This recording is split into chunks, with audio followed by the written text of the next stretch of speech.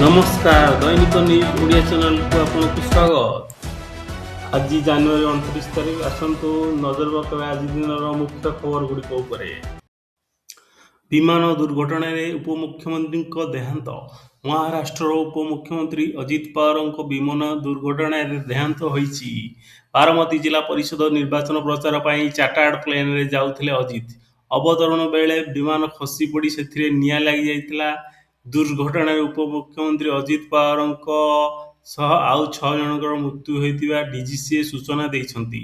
ତେବେ ବିମାନଟି ଯାନ୍ତ୍ରିକ ତ୍ରୁଟି ଯୋଗୁଁ କିମ୍ବା ଅନ୍ୟ କୌଣସି କାରଣ ଯୋଗୁଁ ଦୁର୍ଘଟଣାଗ୍ରସ୍ତ ହୋଇଛି ତାହା ଏଯାଏ ସ୍ପଷ୍ଟ ହୋଇନାହିଁ। ଅଜିତ ପାୱାରଙ୍କ ସହ ଥିବା ସମସ୍ତ 6 ଜଣଙ୍କର ମୃତ୍ୟୁ ହୋଇଥିବା ସ୍ପଷ୍ଟ ହୋଇଛି। ସ୍ଥାନୀୟ ଲୋକଙ୍କ କହିବା ଅନୁଯାୟୀ ବିମାନ ଦୁର୍ଘଟଣା ଘଟିବା ପରେ ତୁରନ୍ତ ଅଜିତଙ୍କୁ ମେଡିକାଲ ସ୍ଥାନାନ୍ତର କରାଯାଇଥିଲା। ସେଠାରେ ତାଙ୍କ ମୃତ୍ୟୁ ହୋଇଥିବା କୁହାଯାଇଛି। ତେବେ 2019 ପରେ ଅଜିତଙ୍କ ରାଜନୈତିକ କ୍ୟାରିୟର ଭାରି ରୋଚକ ଥିଲା। 2019ରେ 2 ଜଣ ମୁଖ୍ୟମନ୍ତ୍ରୀ ଅଧୀନରେ ଉପମୁଖ୍ୟମନ୍ତ୍ରୀ ଭାବେ ଶପଥ ନେଇଥିଲେ ଅଜିତ ପାୱାର। ନଭେମ୍ବର 23 ତାରିଖରେ ସେ ମୁଖ୍ୟମନ୍ତ୍ରୀ ଦେବେନ୍ଦ୍ର ଫଡନାଭିସଙ୍କ ସହ ମହାରାଷ୍ଟ୍ର ଉପମୁଖ୍ୟମନ୍ତ୍ରୀ ଭାବେ ଶପଥ ନେଇଥିଲେ। କିନ୍ତୁ ସଦନରେ ଫଡନାଭିସ ବହୁମତ ସାବ୍ୟସ୍ତ କରିବାରେ ବିଫଳ ହେବା ପରେ ଉଦ୍ଧବ ଠାକରେଙ୍କ ମୁଖ୍ୟମନ୍ତ୍ରୀତ୍ୱ ଅଧୀନରେ ପୁନର୍ବାର ଉପମୁଖ୍ୟମନ୍ତ୍ରୀ ଭାବେ ଶପଥ ନେଇଥିଲେ।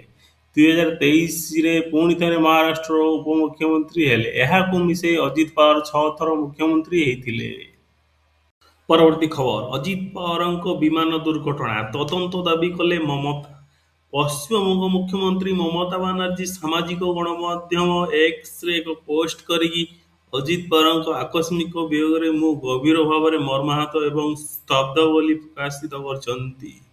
ପାୱାର ମରିବାର ପ୍ରତି ମମତା ଗଭୀର ସମବେଦନା ଜଣାଇବା ସହିତ ବିମାନ ଦୁର୍ଘଟଣାର ତଦନ୍ତ ଦାବି କରିଛନ୍ତି।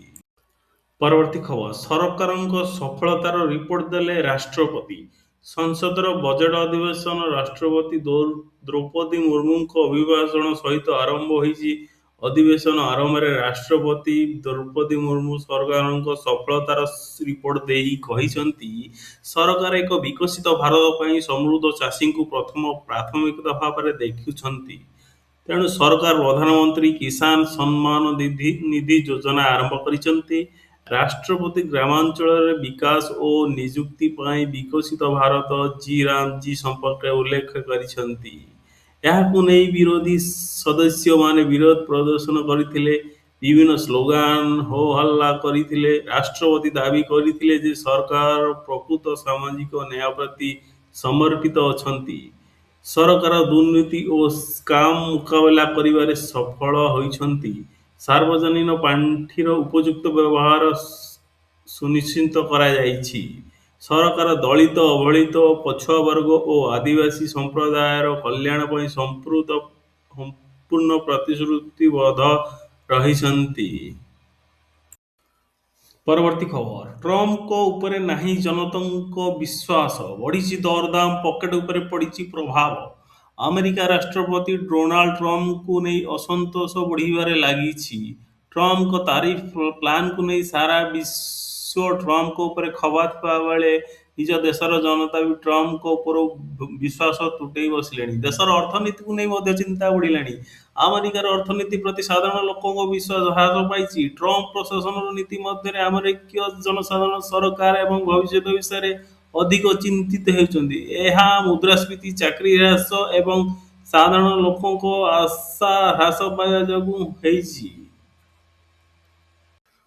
ପରବର୍ତ୍ତୀ ଖବର ଉପରେ ନଜର ପକାଇବା। ୟୁଜିସିର ନୂଆ ନିୟମକୁ ଚ୍ୟାଲେଞ୍ଜ କରୁଥିବା ଆବେଦନର ଶୁଣାଣି କରିବାକୁ ସୁପ୍ରିମକୋର୍ଟ ରାଜି। ବିଶ୍ୱବିଦ୍ୟାଳୟ ଅନୁଦାନ ଆୟୋଗ ୟୁଜିସିର ଜାତିଭିତ୍ତିକ ଭେଦଭାବ ରୋକିବା ସଂକ୍ରାନ୍ତ ନୂଆ ନିୟମକୁ ଦେଶ ସାରା ସବର୍ଣ୍ଣ ବର୍ଗ ପକ୍ଷରୁ ବିରୋଧ ଚାଲିଛି। ତେବେ ୟୁଜିସିର ନୂଆ ନିୟମକୁ ଚ୍ୟାଲେଞ୍ଜ କରି ହୋଇଥିବା ଜନସ୍ୱାର୍ଥ ମାମଲାକୁ ତୁରନ୍ତ ତାଲିକାଭୁକ୍ତ କରିବା ପାଇଁ ବୁଧବାର ସୁପ୍ରିମକୋର୍ଟ ରାଜି ହୋଇଛନ୍ତି। ସୁପ୍ରିମକୋର୍ଟ ପ୍ରଧାନ ବିଚାରପତି ଜଷ୍ଟିସ ସୂର୍ଯ୍ୟକାନ୍ତଙ୍କ ନେତୃତ୍ୱାଧୀନ ଖଣ୍ଡପୀଠ ସମ୍ମୁଖରେ ଏହି ଆବେଦନ ରଖାଯାଇଥିବା ବେଳେ ନୂଆ ନିୟମ ସାଧାରଣ ବର୍ଗର ଛାତ୍ରଛାତ୍ରୀଙ୍କ ବିରୋଧରେ ହୋଇଥିବା ଆବେଦନକାରୀ ଦର୍ଶାଇଛନ୍ତି। ଅନ୍ୟପକ୍ଷରେ କ'ଣ ଘଟୁଛି ସେ ବିଷୟରେ ଅବଗତ ଥିବା ଖଣ୍ଡପୀଠ କହିବା ସହିତ ଜନସ୍ୱାର୍ଥ ମାମଲାରେ ରହିଥିବା ତ୍ରୁଟି ସୁଧାରିବାକୁ ପରାମର୍ଶ ଦେଇଛନ୍ତି। ଜାନୁଆରୀ 13ରେ ୟୁଜିସି ଏହାର ନୂତନ ନିୟମ ଉଚ୍ଚଶିକ୍ଷା ପ୍ରତିଷ୍ଠାନରେ ସମାନତା ପ୍ରୋତ୍ସାହନ ନିୟମାବଳୀ 2026କୁ ସୂଚିତ କରିଥିଲା। ଏହା ଅଧୀନରେ କଲେଜ ଓ ବିଶ୍ୱବିଦ୍ୟାଳୟରେ ଜାତିଭିତ୍ତିକ ଭେଦଭାବକୁ ରୋକିବା ପାଇଁ ସ୍ୱତନ୍ତ୍ର କମିଟି, ହେଲ୍ପଲାଇନ୍ ଓ ମନିଟରିଂ ଟିମ୍ ଗଠନ କରିବାକୁ ନିର୍ଦ୍ଦେଶ ଦିଆଯାଇଛି। ଏହି କମିଟିରେ ଏସ୍ସି, ଏସ୍ଟି, ଓବିସି ଓ ପିଡବ୍ଲ୍ୟୁଡି ବର୍ଗର ସଦସ୍ୟଙ୍କ ସହିତ ମହିଳା ସଦସ୍ୟଙ୍କୁ ସାମିଲ କରିବାକୁ କୁହାଯାଇଛି। ଏହି ନୂଆ ନିୟମ ୟୁଜିସିର ପୂର୍ବ ନିୟମ ବଦଳରେ ଲାଗୁ ହେବ। ପରବର୍ତ୍ତୀ ଖବର, ଆଉ ସିନେମାରେ ଗୀତ ଗାଇବେନି ଅରିଜିତ ସିଂ, ପ୍ଲେବ୍ୟାକ୍ ସିଙ୍ଗିଂକୁ କହିଲେ ବାଏ ବାଏ। ସେ ବଲିଉଡରେ ପ୍ଲେବ୍ୟାକ୍ ସିଙ୍ଗିଂ ବା ଫିଲ୍ମ ପାଇଁ ଗୀତ ଗାଇବାକୁ ନୂଆ ପ୍ରୋଜେକ୍ଟ ନେବେ ନାହିଁ। ନିଜ ସୋସିଆଲ ମିଡିଆ ସାଇଟରେ ପୋଷ୍ଟ କରି ସେ ଏହି ଖବର ଫ୍ୟାନ୍ସଙ୍କୁ ଜଣାଇଛନ୍ତି। ବର୍ତ୍ତମାନ ସମୟରେ ଅନେକ ବଲିଉଡ ଅଲବିଦା ବୋଲି କହୁଛନ୍ତି। ତେବେ ଅରିଜିତ କୌଣସି କାରଣ ସ୍ପଷ୍ଟ କରିନାହାନ୍ତି, କିନ୍ତୁ ଏହା ଏକ ବ୍ୟକ୍ତିଗତ ନିଷ୍ପତ୍ତି ଭଳି ଲାଗୁଛି। ନୂଆ ଫିଲ୍ମ ଗୀତ ଗାଇବେ ନାହିଁ, କିନ୍ତୁ ପୁରୁଣା ଚୁକ୍ତିକୁ ସମ୍ପୂର୍ଣ୍ଣ କରିବେ। ତେବେ ସଙ୍ଗୀତ ଛାଡ଼ିବେ ନାହିଁ। ଇଣ୍ଡିପେଣ୍ଡେଣ୍ଟ ଆର୍ଟିଷ୍ଟ ଭାବରେ ନିଜର ମ୍ୟୁଜିକ୍ କରିବାକୁ ଶିଖିବାକୁ ଓ ନିଜର ସର୍ଟ ଅନୁସାରେ ଆଗକୁ ବଢ଼ିବାକୁ ଚାହୁଁଛନ୍ତି। ଏହା ଶୁଣି ଅରିଜିତଙ୍କ ପ୍ରଶଂସକ ଓ ଇଣ୍ଡଷ୍ଟ୍ରି ସମ୍ପୂର୍ଣ୍ଣ ଆଶ୍ଚର୍ଯ୍ୟ ହୋଇଛନ୍ତି। ଆଜି ପାଇଁ ଖବରଟିକୁ ଏଇଠି ରଖୁଛୁ। ନମସ୍କାର, ଜୟ ଜଗନ୍ନାଥ।